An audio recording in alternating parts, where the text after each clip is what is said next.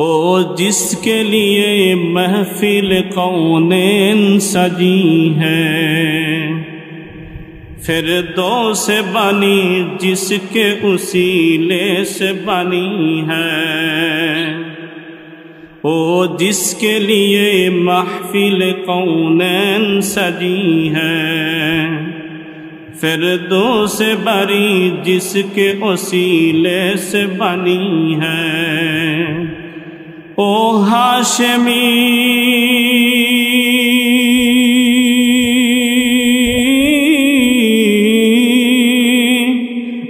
हाशमी मक्की मदनी उल अरबी है, मेरा नबी मेरा नबी मेरा नबी है। ओ इनका नबी उनका नबी सबका नबी है। अहमद है मोहम्मद वही ख़त्म रसूल है, मखदूम है मुरब्बी यही वाली कुल है। अहमद है मोहम्मद वही ख़त्म रसूल है, मखदूम मुरब्बी यही वाली कुल है। इस पर है नजर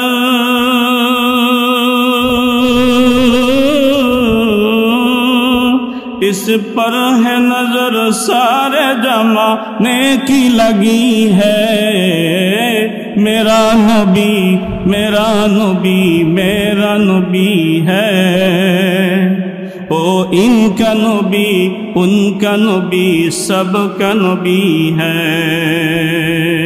बोलें ना मरहबा। कुल इन कुंतुम तुहिब्बूनल्लाह फत्तबिऊनी युहिब्बुकुमुल्लाह। अल्लाह रब्बुल आलमीन आयात कारिमार ভিতরে বলেন, রাসূল আপনি বলে দেন, কুল ইন কুনতুম তুহিব্বুনাল্লাহ, যদি কেউ আমাকে পাইতে চায়, আমাকে মহব্বত করতে চায়, তুহিব্বুনাল্লাহ, আমি আল্লাহর মহব্বত যদি তারা পাইতে চায়, ফাত্তাবিউনি ইউহিব্বুকুমুল্লাহ, তাহলে যেন তারা আপনার ইত্তেবা এবং আপনার সিরত সুরত, আপনার জিন্দেগিতে যত শিক্ষণীয় বিষয় আছে, সমস্ত শিক্ষণীয় বিষয়গুলি যেন তারা অনুসরণ এবং অনুকরণ করে। যদি তারা আপনার সুরত সিরত, সমাজ, রাষ্ট্র, পরিবার, আন্তর্জাতিক জীবনে যদি অনুসরণ আর অনুকরণ করতে পারে, তাহলেই তারা আমি আল্লাহ রাব্বুল আলামিনকে তারা পেয়ে যাবে। শুধুই তাই নয়, শুধুই আমি রব্বুল আলামিনকে পেয়েই শেষ নয়, যদি তারা আপনার আদর্শ যদি সমাজে রাষ্ট্রে যদি প্রতিষ্ঠা করে, নিজের 3.5 হাত বডির মধ্যে যদি আপনার আদর্শ দিয়ে সাজায়, যদি জিন্দেগি এইভাবে যদি অতিবাহিত করে, তো আল্লাহ রাব্বুল আলামিন বলেন, ওয়াগফির লাকুম, আমি তাদের জিন্দেগির সমস্ত গুনাহ খাতা মাফ করে দিব। বলেন সুবহানাল্লাহ। তাদের জিন্দেগির সব গুনাহ আমি মাফ করে দিব। ওয়াগফির লাকুম যুনুবাকুম, তাদের জিন্দেগির সব গুনাহ আমি রব্বুল আলামিন মাফ করে দিব। শুধু তাই নয়, আল্লাহ রব্বুল আলামিন বলেন, ওয়াগফির লাকুম যুনুবাকুম আল্লাহু গফুরুর রহিম।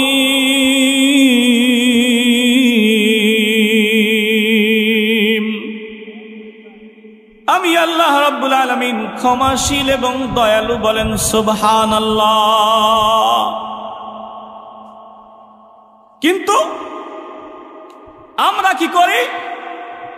আল্লাহ রাব্বুল আলামিন বলছেন রাসূলের অনুসরণ অনুকরণ করতে, আনুগত্য করতে, ইত্তেবা করতে, রাসূলের সুন্নাত দিয়ে আমাদের শরীর মাথার তালু থেকে শুরু করে পায়ের তালু পর্যন্ত আমাদের ঘর, মসজিদ, ব্যবসা বাণিজ্য, চাকরি বাকরি, কর্মক্ষেত্রে সব জায়গায় রসুলের আদর্শ আল্লাহ রাব্বুল আলামিন বাস্তবায়ন করতে বলছেন, কিন্তু আমরা সেগুলো বাদ দিয়ে বিজাতিদের অনুসরণ করি। জোরে বলেন ঠিক কিনা? বিজাতিদের অনুকরণ করি। কোরআন হাদিস আমাদের সামনে আছে, এই সময় বিজাতিদের কাছ থেকে তো কোন রকমের কোন আদর্শ আমাদের হালাত করে নিয়ে আসার প্রয়োজন নাই। যারা বলেন ঠিক কিনা? আমরা মসজিদে বয়ান শুনি, মাহফিলে বয়ান শুনি, ঠিকঠাক ঠিকই বলি, আবার অনুসরণ করার সময় ঠিকই পারিবারিক, সামাজিক, রাষ্ট্রীয় যত কাজ কারবার আছে সবগুলো বিজাতিদের মতো করি। জোরে বলেন ঠিক কিনা? বিয়ের গেট, ডিজে বাজনা, রসুলের অনুসরণ। সুদি লেনদেন, রসুলের অনুসরণ। চাকরি ক্ষেত্রে বিভিন্ন ঘুষ ঘাস, রসুলের অনুসরণ একটাও না। তো যাই হোক, আমি আপনাদের মাঝে রসুল কারীম সাল্লাল্লাহু আলাইহি ওয়াসাল্লামের বিশাল বড় জীবনী থেকে সময় অত্যন্ত নগণ্য, অল্প সময়ের মধ্যে ছোট ছোট কয়েকটা দৃষ্টান্ত তুলে ধরব। হে রসুল, তোমায় ভালোবাসি, অন্তরে শুধু মুখে নয়। হে রসুল, তোমায় ভালোবাসি, অন্তরে শুধু মুখে নয়। জান্নাতের আশায় নয় হে রসুল, জাহান্নাম কেও ডরি না। জোরে বলেন ঠিক কিনা? তো বলতেছিলাম রসুলের জীবনী থেকে আপনাদেরকে শোনাবো। সাহাবায়ে কেরাম যেমন রসুলকে মহব্বত করতেন, রসুল সাহাবাদেরকেও মহব্বত করতেন। কেমন মহব্বত জানেন? এই মহব্বতটা কেমন মহব্বত ছিল? বর্তমান জামানার মা পর্যন্ত সন্তানকে ওই পরিমাণ মহব্বত করে না যে পরিমাণ মহব্বত রসুল একজন উম্মত একজন সাহাবাদেরকে করতেন। বলেন সুবহানাল্লাহ। কেন বললাম?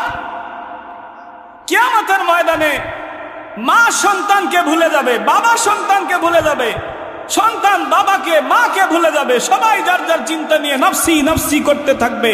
ওই সময় পয়গম্বর একজন উম্মতকে যদি দেখেন যে জাহান্নামের কাঠগড়ায় ফেরেশতারা নিয়ে যাইতেছে, আঙ্গুলের ইশারায় বলবে আল্লাহ এটা আমার উম্মত, সঙ্গে সঙ্গে আল্লাহ রাব্বুল আলামিন সেই অর্ডার বাতিল করে নতুন করে অর্ডার দিবেন, ইয়া রাসূলুল্লাহ ফাশফালি মান শিতা, ইয়া রাসূলুল্লাহ, ইয়া হাবিবাল্লাহ, আপনি যাহাকে পছন্দ করেন আমিও তাহাকে পছন্দ করি, ওই লোকটাকে নিয়ে আপনি জান্নাতে যান। বলেন না আল্লাহু আকবার। ওই লোকটাকে নিয়ে জান্নাতে যান। কিয়ামত কত কঠিন হবে! কিয়ামত ইদাস সামাউ ফাতারাত ওয়া ইযাল কাওয়াকিবু ইনতাসারাত ওয়া ইযাল বিহারু ফুজ্জিরাত ওয়া ইযাল কুবুরু বুসিরাত। আসমান ফেটে যাবে, সাগর শুকায় যাবে, জমিনের নিচ থেকে যত হীরা জহরত মণিমুক্তা আছে সব কিছু বাহির হয়ে যাবে।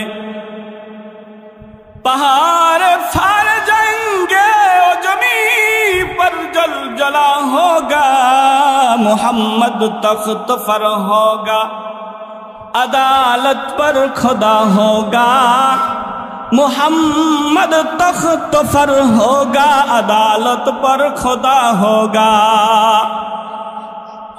जमीन चौचिर हो जाবে, আসমান ফেটে গিয়ে গ্রহ নক্ষত্রগুলো খৈসা খৈসা জমিনে পড়ে যাবে। শুধু তাই নয়, পাহাড়গুলো তুলার মতো উড়তে থাকবে। সমস্ত মানুষ পাইদাল কুবুর বসিরাত, কবর থেকে উঠতে থাকবে। আর কিয়ামতের ময়দানের দিকে সবাই আগাইতে থাকবে।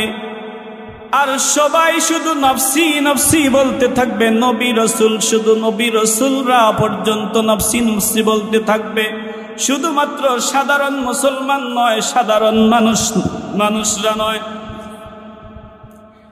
আদম আলাইহিস সালাম থেকে হযরত ঈসা আলাইহিস সালাম পর্যন্ত সমস্ত পয়গম্বর নফসি নফসি বলতে থাকবে। আদম আলাইহিস সালাম নবীনা নফসি নফসি বলতে থাকবে। পয়গম্বর নূহ আলাইহিস সালাম নফসি নফসি বলতে থাকবে। পয়গম্বর ইউনূস আলাইহিস সালাম, ইদ্রিস আলাইহিস সালাম নফসি নফসি বলতে থাকবে। আব্বাজান ইব্রাহিম আলাইহিস সালাম নফসি নফসি বলতে থাকবে। মুসা, ঈসা সবাই শুধু নফসি নফসি বলতে থাকবে। কিন্তু কিয়ামতের এই নফসি নফসি এই আওয়াজের মধ্যে একদিক থেকে ভিন্ন একটা আওয়াজ আসবে। ভিন্ন একটা আওয়াজ কে দিবে? কে দিবে? কে দিবে? কে দিবে? বুখারী খুলেন, মুসলিম খুলেন, আবু দাউদ, তিরমিজি, নাসাই খুলেন, দেখেন ওই আওয়াজটা দিবে মুহাম্মাদুর রাসূলুল্লাহ। ভিন্ন একটা আওয়াজে বলবেন, হাবলি উম্মতি রব্বি হাবলি উম্মতি।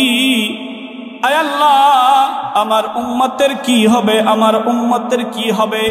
তুমি না আমারে ওয়াদা করছিলা রাসূল, ওয়ালা সাউফা ইউতিকা রাব্বুকা ফাতারদা, ওয়ালা সাউফা ইউতিকা রাব্বুকা ফাতারদা।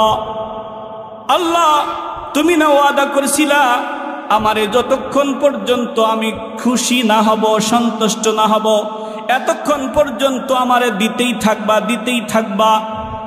আর ওনা বলেছিলে দুনিয়ায় আপনারে যত দিমু চার চাইতে আখেরাতে বেশি দিমু। ইয়া রাসূলুল্লাহ, ইয়া হাবিবাল্লাহ, আপনাকে দুনিয়ার চাইতে আখেরাতের মকাম আরো বেশি হবে। বলেন সুবহানাল্লাহ। কারণ সমস্ত পয়গম্বরের শ্রেষ্ঠ পয়গম্বর হচ্ছে মুহাম্মাদুর রাসূলুল্লাহ। যা পৃথিবীর অন্য কোন নবী রাসূলকে যেটা দেন নাই, আল্লাহ রাব্বুল আলামিন স্পেশাল ভাবে বেশ কয়েকটা পাওয়ার মুহাম্মাদুর রাসূলুল্লাহকে দিয়েছেন। তার মধ্যে একটা পাওয়ার হচ্ছে সুপারিশের পাওয়ার, যা কোনো নবী রাসূলের নাই। বলেন সুবহানাল্লাহ। সুপারিশের সুপার পাওয়ার। রাসূল বলেন হাদিসে পাকের মধ্যে, কিয়ামতের এই অবস্থা দেখে সবাই যখন নফসি নফসি বলতে থাকবে, সমস্ত পয়গম্বর যখন নফসি নফসি বলতে থাকবে, আমি মুহাম্মাদুর রাসূলুল্লাহ সিজদায় পড়ে যাব। সিজদার মধ্যে যখন পড়ে যাব, মাকামে মাহমুদে যখন সিজদায় পড়ে যাব, আল্লাহ রাব্বুল আলামিন আমাকে আমার দিলের ভিতরে এমন কিছু শব্দ, এমন কিছু আলফাজ আমার দিলের ভিতরে ঢেলে দিবেন, যে আলফাজগুলো আমি মুহাম্মাদুর রাসূলুল্লাহ আজ পর্যন্ত জানি না। বলেন সুবহানাল্লাহ। ওই আলফাজগুলো দিয়ে যখন আল্লাহ রাব্বুল আলামিনকে যখন ডাকতে থাকবো আর কাঁদতে থাকবো, আমার এক এক ফোঁটা পানির বিনিময়, আমার এক এক ফোঁটা পানির বিনিময়, আমার কপালে লাগা এক একটা বালি কোনার বিনিময় আল্লাহ রাব্বুল আলামিন ৭০,০০০ করে উম্মতকে আল্লাহ রাব্বুল আলামিন জাহান্নামকৃত আসামীদেরকে মাফ কইরা জান্নাতে যাওয়ার স্পেশাল সার্টিফিকেট দিয়ে দিবেন। বলেন সুবহানাল্লাহ। এটা রাসূলের শান, যা অন্য কোন নবী রাসূলদেরকে দেওয়া হয় না। যেমন মোহাব্বত রাসূল সাহাবাদেরকে করতেন, সাহাবারা ওরকম রাসূলকেও অত্যন্ত মোহাব্বত করতেন। মোহাব্বতের দৃষ্টি যদি রাসূলের উপরে পড়তো, তো ওই দৃষ্টি কেউ ফিরাইতে পারতো না। ক্ষুধার্ত সাহাবীরা পর্যন্ত রসুলের চেহারা যখন দেখত তো তাদের ক্ষুধার জ্বালা রসুলের চেহারা দেখলে তৎক্ষণাৎ ভুলে যাইতো। বলেন সুবহানাল্লাহ। নজর জম जाएगी उस पर हटाना भूल जाएंगे। বলতেছিলাম রসুলের মহব্বত, রসুল কেমন মহব্বত সাহাবাদেরকে করতেন, সাহাবারা কেমন মহব্বত রসুলকে করতেন। উহুদের ময়দানে রসুল যুদ্ধে গেছেন, যুদ্ধ করার জন্য হাজার সাহাবাদেরকে সঙ্গে নিয়ে গেছেন। আপনারা বহুবার পর্যন্ত উহুদের ঘটনা শুনেছেন বড় বড় ওয়াইজ ওলামায়ে কেরামদের মুখে। উহুদ যুদ্ধ ওই যুদ্ধকে বলা হয় যেই যুদ্ধের ময়দানে রসুলের দুইটা দাঁত দন্দান মোবারক শহীদ হয়ে যায়। শুধু তাই করেই শেষ নয়, কাফের আর মুশরিকের বাচ্চারা রসুলের মাথায় খঞ্জর দিয়ে এমন জোরে আঘাত করে, আঘাতের কারণে আঘাতটা এত জোরে প্রচন্ড জোরে তার মাথায় যখন আঘাত করে বাবা, রসুলের লোহার হেলমেটটা ভাঙ্গা, লোহার হেলমেটের পাতিটা রসুলের মাথার ভিতরে বসে যায়। বলেন ইন্না লিল্লাহি ওয়া ইন্না ইলাইহি। রসুল গর্তের মধ্যে পড়ে গেছে, রসুল গর্তের মধ্যে পড়া রসুল আল্লাহর কাছে প্রার্থনা করতেছিলেন, মালিক আমি আমার এই উম্মতদেরকে কত মহব্বত করি, আর এই উম্মত আমারে এই প্রতিদান দিল রে মালিক। মাবুদ গো, তারপরে তুমি আমার এই উম্মতকে ধ্বংস করো না। তারা এখন বুঝতেছে না, কিন্তু তাদের সামনের প্রজন্ম যেন আমার দিনের ঝান্ডা হাতে যেন দূর থেকে দূর দূরান্তরে, দেশ থেকে দেশান্তরে আমার দিনের কালেমার পতাকা যেন তারা এরকম ভূখণ্ডর পরে ভূখণ্ড যেন তারা উড়াইতে পারে। বলেন সুবহানাল্লাহ। শয়তান ঘোষণা করেছে মুহাম্মদ নাই, কুতিলা মুহাম্মদ। মুহাম্মদ শাহাদাত বরণ করেছে, মুহাম্মদ মারা গেছে। আলী উমরকে বলে, আলী কার জন্য যুদ্ধ করব রে? মুহাম্মাদুর রাসূলুল্লাহ দুনিয়ায় নাই। যার চেহারা দেখলে আমাদের ক্ষুধার্ত অবস্থা, সাথে সাথে ক্ষুধার কথা ভুলে যাইতাম, পেটটা যেন ভরে যাইত। সেই মুহাম্মাদুর রাসূলুল্লাহ দুনিয়ার জমিনে নাই, কার জন্য যুদ্ধ করব? এইবার হযরত ওমর আলীকে বলে, ওমর যেই পথে মুহাম্মাদুর রাসূলুল্লাহ গেছে সেই পথে তো তোমাকে আমাকেও কুরবান হয়ে যাওয়া দরকার। বলেন সুবহানাল্লাহ। শয়তান ঘোষণা করেছে কুতিলা মুহাম্মদ। হঠাৎ করে এই ঘটনা যখন মদিনার অলিগলিতে যখন খবর ছড়িয়ে যায়, এমন সময় সাহাবাদের মধ্যে অত্যন্ত আশিকে রাসূল একজন সাহাবা ছিলেন, তার নাম হচ্ছে হানজালা রাদিয়াল্লাহু তাআলা আনহু। হানজালা রাদিয়াল্লাহু তাআলা আনহু মাত্রই সেই দিনই বিবাহ করেছেন। তার ফুলসজ্জার রাত্র ছিল, উনি ফুলসজ্জায় বাসর ঘরের মধ্যে ছিলেন। এমন সময় কে জানি ঘোষণা করে, তোমরা কে কোথায় আছো? কে কোন কাজের মধ্যে আছো? কে কি করতেছো জানি না রে।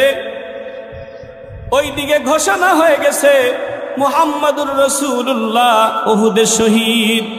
সঙ্গে সঙ্গে গোসলখানার মধ্যে হানজালা রাদিয়াল্লাহু তাআলা আনহু গেছেন। গোসলখানার মধ্যে আওয়াজটা শোনার সঙ্গে সঙ্গে উনি গোসল করা বাদ দিয়ে স্ত্রীরে বলে, স্ত্রীরে ঢালার তলোয়ারটা দে আর দোয়া করে দে, দেখা হবে হাসরের ময়দানে। বলেন সুবহানাল্লাহ। স্ত্রী বলে, পানের স্বামী, কোনদিন তোমারে দেখি নাই, একটা রাত মাত্র তোমারে আমি পেয়েছি, চেহারাটা সুন্দর করে একটু দেখে দেই, যাতে করে কিয়ামতের ময়দানে আমি তোমারে খুঁজে চিনে বাহির করতে পারি।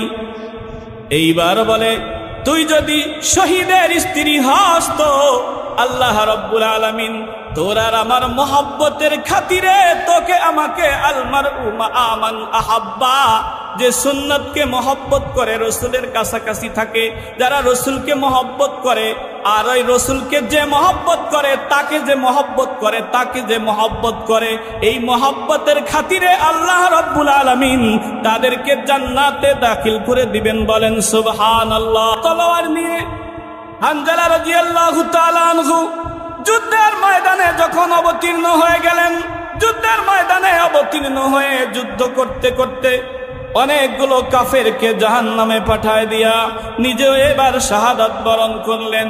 এবার যুদ্ধ শেষ হয়ে গেল। একজন সাহাবা সাইয়্যিদুশ শুহাদা হযরত আমিরে হামজা রাদিয়াল্লাহু তাআলা আনহু, আর একজন শহীদ হযরতে হানজালা রাদিয়াল্লাহু তাআলা আনহু। রাসূলের চাচা সাইয়্যিদুশ শুহাদা হযরত আমিরে হামজা রাদিয়াল্লাহু তাআলা আনহু কেমন মহব্বতের সাহাবী ছিলেন, কেমন মহব্বতের সাহাবী ছিলেন।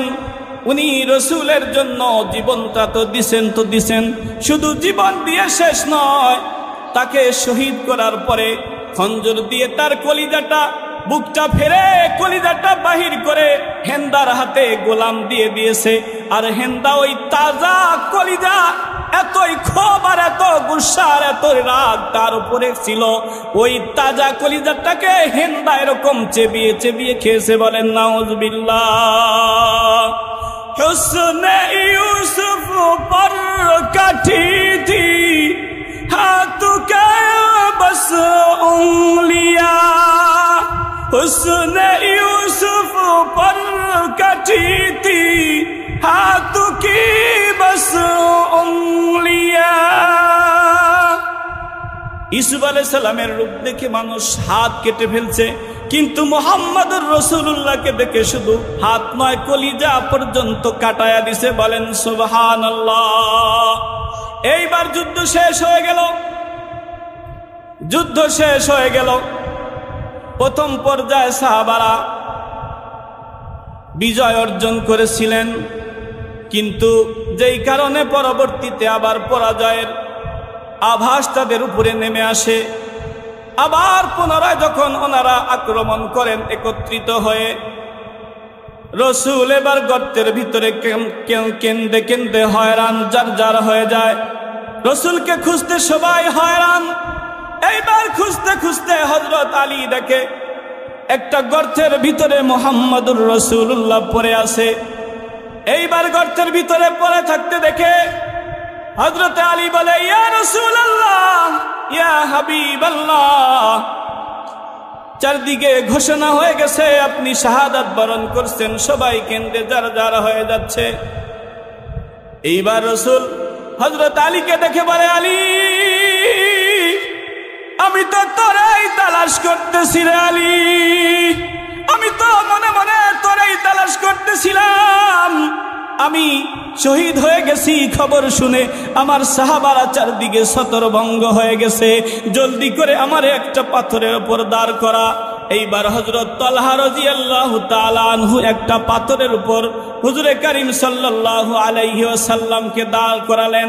দাঁড় করানোর সঙ্গে সঙ্গে রাসূল যখন বললেন, আর রাসূলু ইয়াদউহুম আর রাসূলু ইয়াদউকুম, রাসূল তাদেরকে যখন ডাক দিলেন, ডাক দেওয়ার সঙ্গে সঙ্গে পুনরায় সাহাবাদেরকে বললেন, আমি মিথ্যা নবী নয়, আনান নাবিয়্যু লা কাযিব, আনা আব্দুল মুত্তালিব, আমি মিথ্যা নবী নয়, আমি সত্য নবী, এখনো বেঁচে আছি।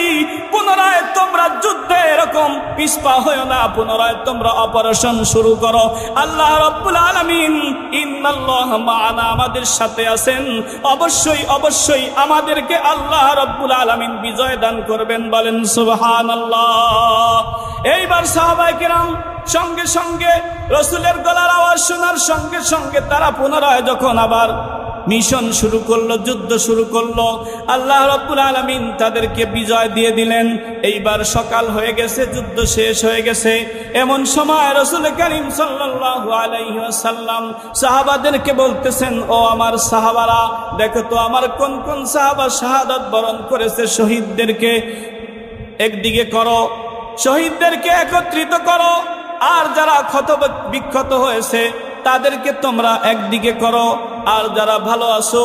এমন একটা যুদ্ধ গেছে যেই যুদ্ধের মধ্যে হযরত তালহা রাদিয়াল্লাহু তাআলা আনহুর শরীরে, এরকম তাফসীর এবং হাদিসের কিতাবের মধ্যে বর্ণনা করেন, 100 চাইতে বেশি জখম গুনে গুনে পাওয়া গেছে। এত ক্ষত বিক্ষত সাহাবারা হয়েছেন। এর কারণ হলো রাসূল বলছিলেন, ওই পাহাড়ের 2 পাহাড়ের চিপায় একটা সুড়ঙ্গ আছে, ওই জায়গার মধ্যে তোমরা 30 জন থাকবা। আমরা যুদ্ধে বিজয় হই আর পরাজয় বরণ করি। তোমরা এই 30 জন যেন কখনো এই 2 পাহাড়ের চিপা এই সুড়ঙ্গ থেকে যেন তোমরা কেউ পিছপা হয় না, সরে যেও না। রাসূলের একটা হুকুম অমান্য করার কারণে সাহাবায়ে কেরামের এরকম বিপর্যয় নেমে আসে। কিন্তু আমরা আমাদের সমাজে, রাষ্ট্রে, পরিবারে সবকিছুতে রাসূলের সুন্নাত এরকম পরিহার করতে করতে করতে করতে অমান্য করতে করতে করতে করতে আমাদের উপরে আল্লাহ রাব্বুল আলামিন এত নারাজ আর এত নারাজ হয়ে গেছেন। পুরা বিশ্বের যেদিকেই তাকানো যায়, যেদিকেই আপনি আমি চোখ দিব, যেদিকেই আপনি আমি তাকাবো, লক্ষ্য করে দেখেন সেদিকেই যেন শুধু মুহাম্মাদুর রাসূলুল্লাহর উম্মতে মুহাম্মাদির উপরেই শুধু আযাব আর গজব। এই জন্য আসতেছে। কেন আসতেছে জানেন? সেটা হলো আমরা রাসূলের সমস্ত সুন্নাতদেরকে ছেড়ে দিয়ে আমরা বিজাতীয় অনুকরণ আর অনুসরণ নিয়ে আমরা ব্যস্ত হয়ে আছি। যুদ্ধ যখন শেষ হয়ে গেল, রাসূল বলেন, আমার শাহাদাত বরণ করেছে সাহাবাদেরকে একত্রিত করো। এইবার সবার লাশ পাওয়া গেল। লাশগুলো 70 জনের উপরে সাহাবী শাহাদাত বরণ করছেন। তাদেরকে লম্বা করে লাইন করে শোয়ানো হয়েছে। এইবার সবার লাশ পাওয়া গেছে, একজন সাহাবার লাশ পাওয়া যায় না। কে সেই সাহাবী? এইবার হুজুর লক্ষ্য করে দেখে এমন সময় আওলা কেশ, পাগল ভেষ একজন মহিলা আসতেছে, উহুদের ময়দানের দিকে দৌড়ায় আসে। এমন সময় সাহাবারা মহিলাটাকে ময়দানের দিকে আসতে দেয় না, কিন্তু সাহাবার সেই স্ত্রী বলে, আমাকে মাত্র একটু সময় দাও, আমি আমার রাসূলের কানে কানে গিয়ে একটি কথা বলে আসব। এইবার যখন সাহাবারা তাকে আসার জন্য যখন সুযোগ দিলেন, এইবার সাহাবার স্ত্রী দৌড়ে চলে আসলো। আওলা কেশ, পাগল বেশ এরকম একটা মহিলা চলে এসে রাসূলের সামনে দাঁড়ায় বলে, আসসালামু আলাইকা ইয়া রাসূলুল্লাহ, আসসালামু আলাইকা ইয়া হাবিবাল্লাহ, ইয়া রাসূলুল্লাহ, ইয়া হাবিবাল্লাহ, আমি আপনার কানে কানে একটা কথা বলার জন্য এসেছি। রাসূল বলেন, বলো তোমার কি কথা? এইবার সাহাবার স্ত্রী বলে, ইয়া রাসূলুল্লাহ, ইয়া হাবিবাল্লাহ, আপনি জানেন আপনার আর আপনার সাহাবী, আমার আর আপনার সাহাবী হানজালার গতকালকে আমাদের বিবাহ হয়েছে। আপনার সাহাবা বাসরে ছিল, বাসর করার পরে গোসলখানায় যখন গেছে গোসল করার জন্য, এমন সময় কে জানি মদিনার গলিতে ঘোষণা করছে, কুতিলা মুহাম্মদ। সহ্য করতে পারে নাই, সঙ্গে সঙ্গে গোসল করা বাদ দিয়ে ঢাল আর তলোয়ার নিয়ে উহুদের ময়দানে অবতীর্ণ হয়েছে।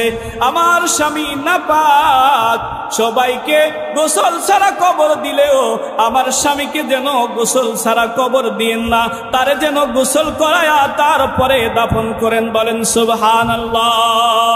যারা শহীদ হয়ে যায়, যারা শাহাদাত বরণ করেন, আল্লাহ রাব্বুল আলামিন বলেন, ওয়ালা তাকুলু লিমান ইয়াকতালু ফি সাবিলিল্লাহি আমওয়াত বাল আহইয়া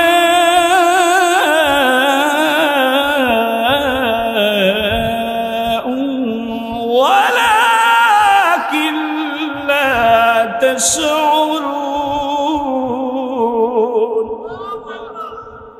যারা শহীদ হয়ে যায়, আল্লাহ বলেন, ওয়ালা তাকুলু লিমান ইয়াকতালু ফি সাবিলিল্লাহ, যারা আমার রাস্তায় শাহাদাত বরণ করেছে, মাইয়াকতালু ফি সাবিলিল্লাহি আমওয়াত, তাদেরকে তোমরা মৃত্যু বলো না, মৃত্যু বলো না, মৃত্যু বলো না, বাল আহইয়া, তারা জিন্দা, ওয়ালাকিন লা তাশউরুন, কিন্তু তোমরা সেটা অনুধাবন করতে পারো না, টের পাও না। বলেন সুবহানাল্লাহ।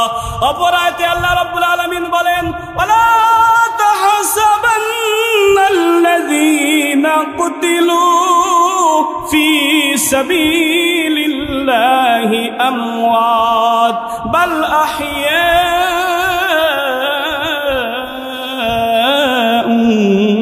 ওয়ালাকিন লা তাশউরুন।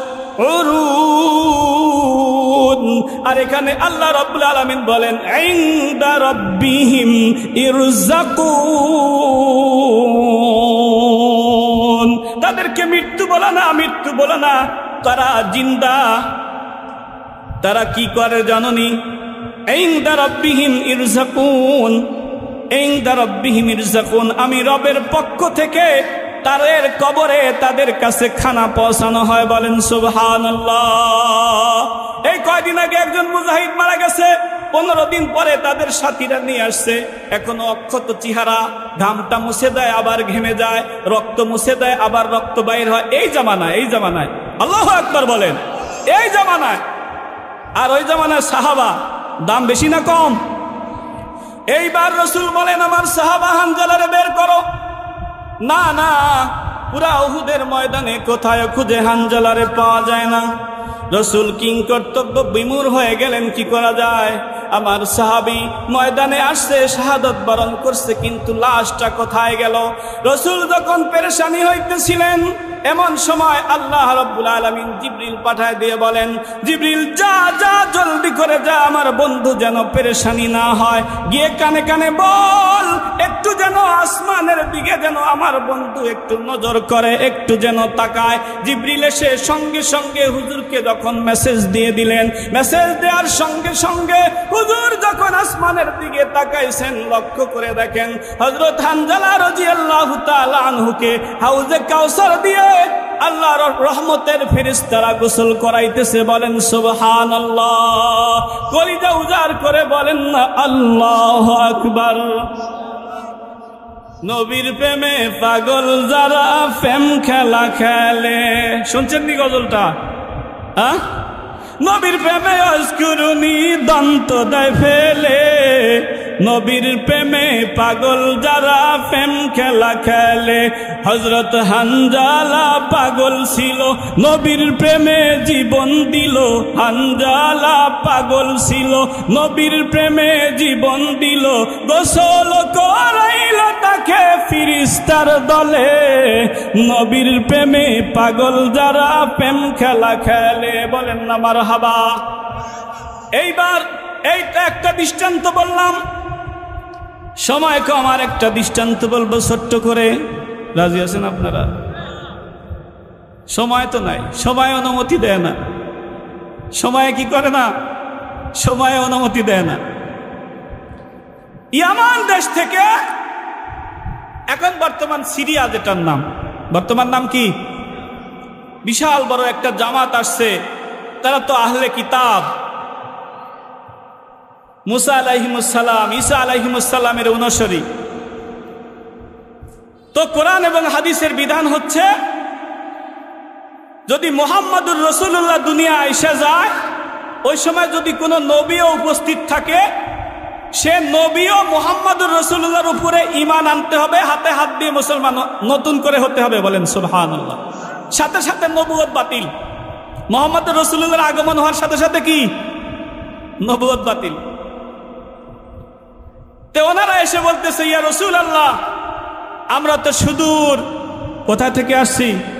ইয়ামান থেকে আসছি, আমরা তো চলে যাব, কিন্তু আমরা তো শুধু ইসলাম গ্রহণ করছি, ইসলামের হুকুম আহকামাত সম্পর্কে আমাদের কোনো ধারণা নাই।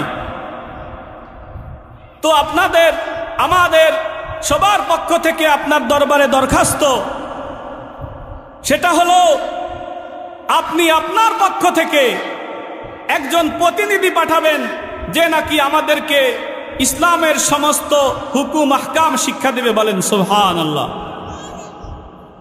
রসুলকে এবার সবাই আবেদন করলেন, ইয়া রাসূলুল্লাহ, একজন প্রতিনিধি আমাদেরকে দিবেন, সে ইয়ামান গিয়ে আমাদেরকে দিন শিখাবে। ইয়া রাসূল, ইয়া হাবিবাল্লাহ, আমাদেরকে একজন প্রতিনিধি পাঠাইবেন যে আমাদেরকে কোরআন শিখাবে, হাদিস শিখাবে, ইসলামের শরীয়তের সমস্ত হুকুম আহকাম শিখাবে। এইবার রাসূল করিম সাল্লাল্লাহু আলাইহি ওয়াসাল্লাম যখন ইয়ামানের জামাতটা মদিনা থেকে যখন ইয়ামান দেশে চলে গেল, এইবার রাসূল করিম সাল্লাল্লাহু আলাইহি ওয়াসাল্লাম খৈরুল কুরুনের জামাত থেকে এইবার বাছাই করা শুরু করলেন, কারে পাঠানো যায়, কারে পাঠানো যায়। সব সাহাবী মহব্বতের সাহাবী ছিলেন, কিন্তু মহব্বতের সাহাবীর মধ্যে কেউ আবার অত্যন্ত মহব্বতের সাহাবী ছিলেন। তাদের মধ্যে ছোট ছোট কম বয়সী সাহাবী কয়েকজন ছিলেন। একজন আব্দুল্লাহ ইবনে আব্বাস, আব্দুল্লাহ ইবনে মাসউদ, আব্দুল্লাহ ইবনে রাওয়াহা, আব্দুল্লাহ বিন জুবায়ের। এনাদের মধ্যে একজন সাহাবী ছিলেন মুআজ ইবনে জাবাল রাদিয়াল্লাহু তাআলা আনহু। বলেন সুবহানাল্লাহ। রাসূল করিম সাল্লাল্লাহু আলাইহি ওয়াসাল্লাম মুআজ ইবনে জাবালকে বলে, মুআজ, ইয়ামানের গভর্নর হিসাবে আমি কিন্তু তোমাকেই বাছাই করেছি, তোমাকেই নিযুক্ত করেছি রে মুআজ।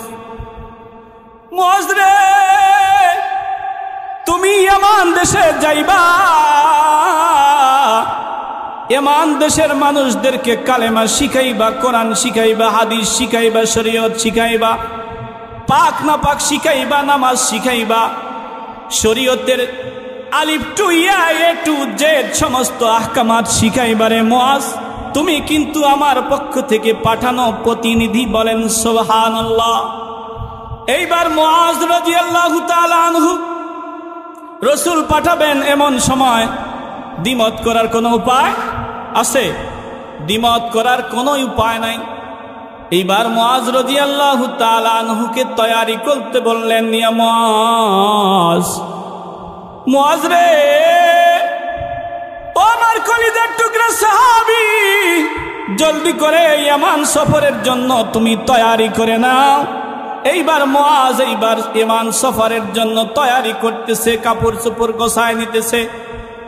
এইবার যখন তৈয়ারি করা হয়ে গেল, ইয়ামান দেশে যাওয়ার জন্য উট অথবা ঘোড়া একটা বাহনের ব্যবস্থা করা হলো। এইবার রাসূল করিম সাল্লাল্লাহু আলাইহি ওয়াসাল্লাম মুআজ যখন বিদায় হয়ে যাইতেছেন, মেহমান যখন আমাদের বাড়ি থেকে বিদায় হয়ে যায়, একটু আমরা আগায় দিই কি দিই না? একটু আগায় দেয়া রাসূলের সুন্নাত। আমরা যখন মাদ্রাসায় যাইতাম, আমাদের মা বাবা পিছে পিছে একটু সময় আসতো, আর মা কোনো কিছুর সাথে, গাছের সাথে হেলান দিয়ে যতক্ষণ পর্যন্ত আমাদেরকে দেখা যাইতো এতক্ষণ পর্যন্ত তাকায় থাকতো। এইবার রাসূল মুআজ রাদিয়াল্লাহু তাআলা আনহুকে ইয়ামান দেশে পাঠাইতেছেন। কলিজার টুকরা সাহাবী, মায়ের মতো মহব্বত নয়, মার চাইতে বেশি মহব্বত রাসূল সাহাবাদেরকে করেন, আগে কিন্তু বলছি। এইবার মুআজকে পাঠাইতেছেন, মুআজ যাইতেছেন, শেষ নসিহত কিছু করতেছেন। মুআজকে বলতেছে, মুআজ, তুমি যাইবা ইয়ামান দেশে, কয়েকটা নসিহত তোমারে আমি করে দেই। 1 নাম্বার, যাইবা কখনো তুমি শিরিক করবা না। যদি তোমার ধর থেকে কল্লা আলাদা হয়ে যায়, কখনো তুমি নামাজ কাজা করবা না, কখনো তুমি হারামের সাথে জড়াবে না, কখনো তুমি হারাম যে কোনো কর্মকাণ্ডকে বরদাস্ত করবা না। সব বিচার আচার তুমি কোরআন হাদিস দিয়ে করবা। যদি কোরআন হাদিস দিয়ে যদি না হয়, তাহলে তুমি ইজমা দিয়ে করবা। ইজমা দিয়ে যদি না হয়, তাহলে কেমনে বিচার করবা? মুআজ বলে, ইয়া রাসূলুল্লাহ, তখন কিয়াস করে আমি বিচার করব, অসুবিধা নাই। এইবার মুআজ যখন বিদায় হয়ে যায়,